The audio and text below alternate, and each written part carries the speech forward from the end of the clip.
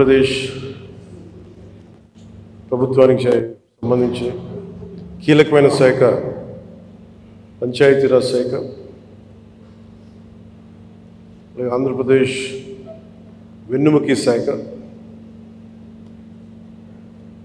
ప్రభుత్వ ఉద్యోగులు, అనేక సంఘాలు, వారి నాయకులు, మీరందరూ ఈ రోజున ఇక్కడికి వచ్చి నాకు అభినందనలు తెలుపుతున్నందుకు మనస్ఫూర్తిగా మీ అందరికీ పేరు పేరున నా హృదయపూర్వక ధన్యవాదాలు.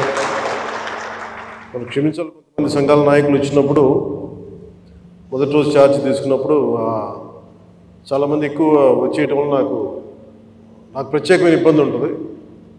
సో దాంట్లో మేము సంఘాల నాయకులందరినీ కలుసుకోలేకపోయాను, దానికి క్షమించాలి. అందుకని వెంటనే నా దృష్టికి రాగానే వెంటనే మీకు ఫోన్ చేసి మీతోనే మాట్లాడినట్టున్నాను. అంటే నా ఉద్దేశం ఏంటంటే నిర్లక్ష్యం చేసే వ్యక్తిని కాదని చెప్పడానికి, చిన్న చూపు చూసే వ్యక్తిని కాదు. మీ సమస్య నా సమస్య, అది చాలాసార్లు సభలో చెప్పాను. కానీ ఇప్పుడు ప్రత్యేకించి ఛార్జ్ తీసుకున్న తర్వాత మీకు మళ్ళీ మీ అందరికీ తెలియజేసుకుంటా ఉన్నాను.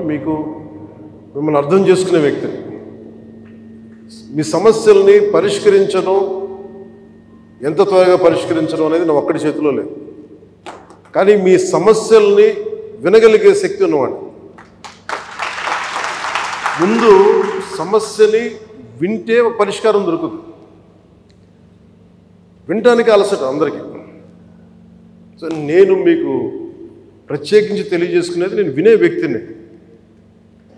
ఇందాక మీ సహచరులు ఎవరు వచ్చి ఇక్కడికి ఇచ్చారు, సహచరాలు, అది ఖచ్చితంగా యుద్ధ ప్రాతిపాదికన మీరు ఆ సమస్యను పరిష్కరిస్తాను మీరు వచ్చి ఇచ్చారు. ఇలాంటివి చేయడానికంటే నాకు మీరు ఇందాక ముందు సంఘాల పెద్దలు కూడా మాట్లాడుతూ చాలామంది గతంలో కూడా మీరు సమ్మెలు, గత ప్రభుత్వం మీద మా కోపం ఉంది, మీకు ఈ ప్రభుత్వం మీద మీరు మాట్లాడుతూ ఉన్నారు. ఒక్కటి ఏంటంటే ఇది అందరం కలిసి పనిచేయాలి, మినిస్ట్రీ కానీ ఉద్యోగులు కానీ. గతంలో ఎవరు ఎలా చేశారో నాకు తెలీదు, మీరందరూ వింటా ఉంటే నేను సమస్యలు వింటా ఉన్నా. కాకపోతే ఇది చాలా పురాతనమైన, చాలా బలమైన వ్యవస్థ, చాలా పాత వ్యవస్థ. ఇది ప్రతిసారి ఈ వ్యవస్థకి ఒక తుప్పు పట్టినట్టు పట్టేస్తాం. దీన్ని బలోపేతం చేయాల్సిన అవసరం ఉంది.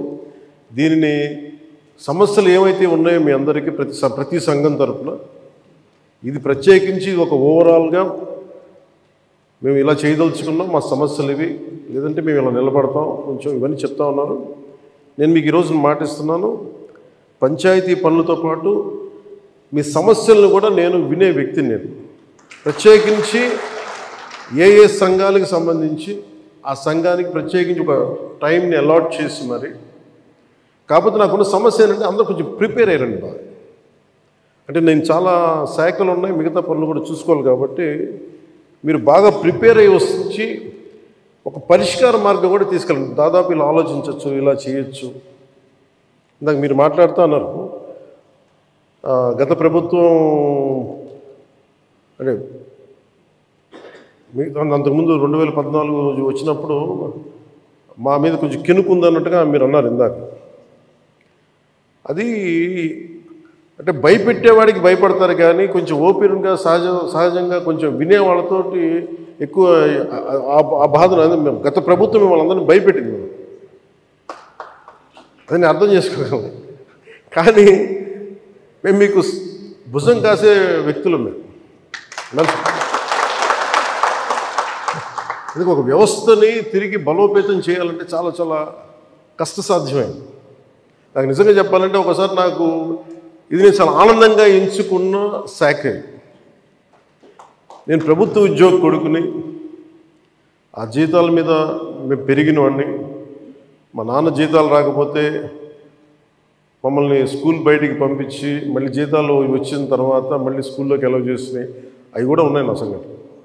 అలాంటి సంఘటనలు ఉన్నాయి. అందుకని కష్టాన్ని అర్థం చేసుకోగలను. అంటే 1వ తారీఖు జీతం రాకపోతే ఏమవుతుంది నాకు అనుభవం ఉంది. అలాగే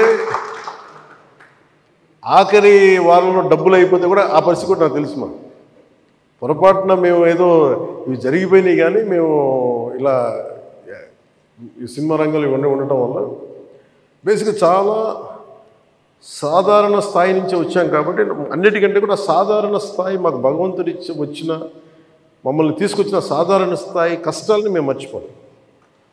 అందుకని ఈ రోజున రోడ్ల మీద బయటికి వెళ్ళి ఎందుకు ఆగి ఎందుకు మాట్లాడుతానంటే ఆ కష్టం ఎలా ఉంటుందో నాకు తెలుసు. ఇందాక మీరు ఇచ్చిన రిప్రజెంటేషన్ కూడా ఆ కష్టం ఎలా ఉంటుందో నాకు తెలుసు.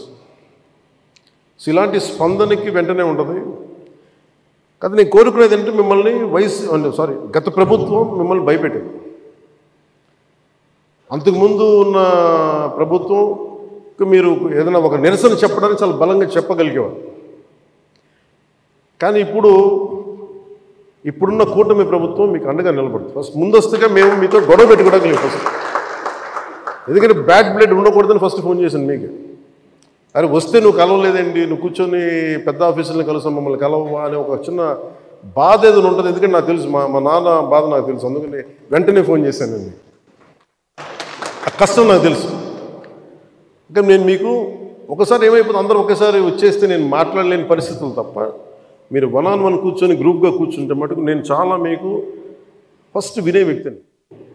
నేను విన్న తర్వాత పరిష్కార మార్గం వెతుకుతాను.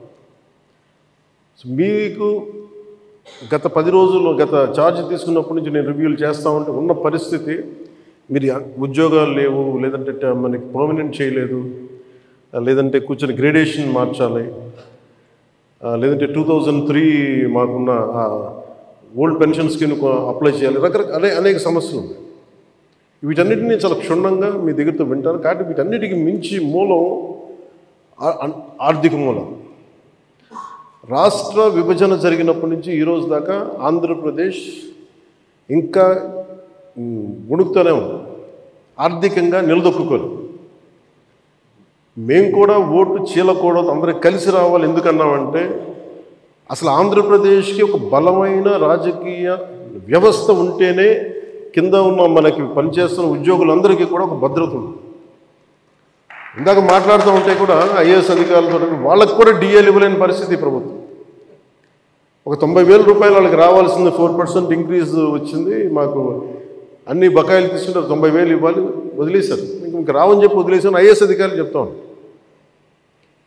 అంటే ప్రైవేట్ వీళ్ళందరూ ప్రాఫిట్ పొందుతూ ఉన్నారు. డబ్బు ఉంది, కానీ డబ్బుని వ్యక్తులు సొంతం చేసుకున్నారు. రాజకీయాల్లో కూర్చొని గత ప్రభుత్వం స్థాయి దాన్ని పెంచేసింది. అది మేము కరెక్ట్ చేయాలి. అందుకని మేము చాలా నిబద్ధతతోటి నిక్కచ్చిగా ఉండే వ్యక్తులు మేము కట్టుబడి ఉన్నాం. సో మీకు మేము మాట ఇచ్చేది కూడా ముందస్తుగా అసలు ఫస్ట్ ఆర్థిక పరంగా అసలు ఎలా ఉంది రాష్ట్రం, శ్వేతపత్రాలు రిలీజ్ చేయబోతుంది. ఆర్థిక పరంగా ఎంత ఏ పరిస్థితిలో ఉంది, ప్రతి డిపార్ట్మెంట్లో ఎంత డబ్బు ఉంది, ఏ డబ్బులు ఉన్నాయి, అసలు ఏమైపోయినట్టు. ఉదాహరణకి పొద్దున్న ఏదో రివ్యూ చేస్తూ ఉంటే నారాయణ గారితో మాట్లాడుతూ ఉంటే అంటే ఏ పరిస్థితిలో ఉన్నాయి చెప్తాను. ముఖ్యంగా మన పిఆర్కి, మన పంచాయతీరాజ్ సంబంధించి 15th ఫైనాన్స్ కమిషన్ అసలు డబ్బు లేదు, మ్యాచింగ్ గ్రాంట్ ఇవ్వలేదు. దాదాపు కొన్ని వేల కోట్లు రావాల్సింది రాలేదు. ఇప్పటికి ఈరోజు కూడా కూర్చోబెట్టి దాదాపు 1800 కోట్లు అనుకుంటున్నా, 1580 కోట్లు, క్లోజ్ టు 1600 crores రావాలి. సో 15th ఫైనాన్స్ కమిషన్ డబ్బులు వదిలేసుకున్నాం. జల్ జీవన్ మిషన్ లాంటిది బోల్డెన్ నిధులు ఉన్నాయి. సో ఏ పథకం, కేంద్ర పథకాలకి ఇవన్నీ చూస్తుంటే కేవలం మ్యాచింగ్ గ్రాంట్ ఇవ్వలేకపోవడం. నేను అధికారులు పొద్దున్నుంచి గత రోజుల నుంచి నేను అడుగుతా ఉంటే ఒకటే అడుగుతున్నాను, ఏమైనాయంటే మీ బాధ్యత కదా, మీరు ఎందుకు లేరు ఇట్లా అని అడిగారు. సమస్య ఏమైంది, సరైన నాయకత్వాన్ని ప్రజలు ఎన్నుకోలేనప్పుడు ఇష్టారాజ్యంగా ప్రవర్తించారు. దానికి పర్యాసావనమే మనం అనుభవిస్తుంది ఈరోజు. నేను మీకు ఒక రెవల్యూషనరీ విప్లవాత్మకమైన మార్పులు తీసుకురావాలి ఆంధ్రప్రదేశ్ విధి విధానాల్లో కానీ ప్రభుత్వ విధానాల్లో కానీ, దానికి నేను నా వంతు కృషి నేను బలంగా చేసి పెడతాను. మీకు ఏదో ఒక రోజు వారానికి మీ సమస్యల మీద ప్రత్యేకించి దృష్టి సారిస్తాం.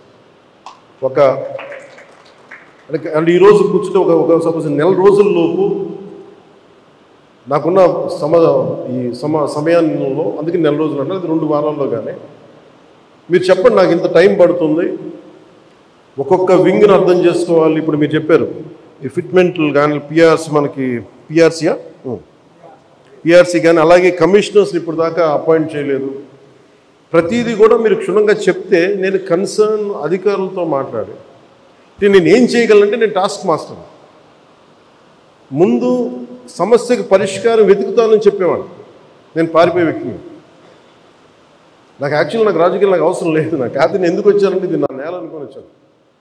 ఇది ఎవరో మీ తరపున నిలబడి మాట్లాడటానికి ఇన్ని కోట్ల మందికి నిలబడాలి, నా వంతు కృషి చేయడానికి వచ్చాను. దాంట్లో భాగం మీ భవిష్యత్తుకి, మీ భద్రతకు కూడా నేను మనస్ఫూర్తిగా మాటిస్తున్నాను, ఇది నిలబడి. సో నేను కోరుకునేదల్లా మీకు ఈరోజు నేను అద్భుతాలు చేసేస్తాను, అన్ని సమస్యల్ని పరిష్కరించేస్తాను నేను చెప్పను. ముందు నేను అవగాహన చేసుకోను. శాఖాపరమైన అవగాహన చాలా చాలా అవసరం. అలాగే దీంట్లో ఎంతమంది ఉద్యోగులు ఉన్నారు, ఏ స్థాయి ఉద్యోగులు ఉన్నారు, ఏమేమి చేయాలి, వీళ్ళందరికీ ఏ సమస్యలు ఉన్నాయి, ఇది ఒకటి. మీరు 2 రకాలు స్టడీ చేయాలి. ఇవన్నీ చేసిన తర్వాత ఒకటి పంచాయతీలని దానికి పునర్వైభవం తీసుకురావడం, గత వైభవం తీసుకురావడం పంచాయతీలకి.